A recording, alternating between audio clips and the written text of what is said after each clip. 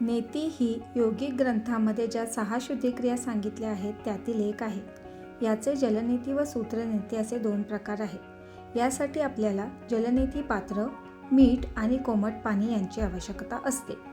कोमट पाण्यामध्ये मीठ टाकून ते पाणी जलनेती पात्रामध्ये घ्यावे. जलनेती ही कोणत्याही रोगाचे निदान किंवा उपचार नाही. ही एक पूरक थेरपी आहे. कोणत्याही गंभीर आजाराच्या बाबतीत डॉक्टरांचा सल्ला घेणे आवश्यक आहे. नाकापुढे हात ठेवून कोणती नाकपुडी ॲक्टिव्ह आहे ते तपासून पाहावे. नाकातून पडणाऱ्या पाण्यासाठी मग किंवा बादली घ्यावी.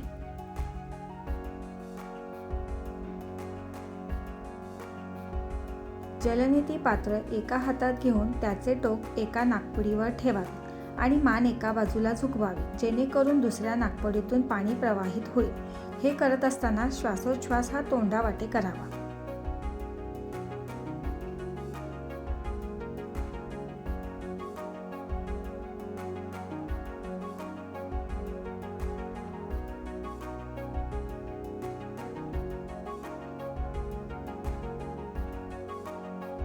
एका नाकपुडीने झाले की दुसऱ्या नाकपुडीने तीच क्रिया पुन्हा करावी.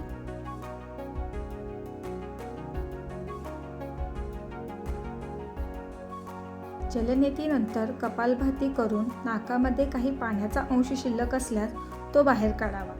मानेच्या वरच्या भागातील आजार जसे की सायनस, डोकेदुखी, अनिद्रा, शिरोबंदी, तणाव इत्यादी सर्वांसाठी शुद्धिक्रिया ही उपयुक्त आहे.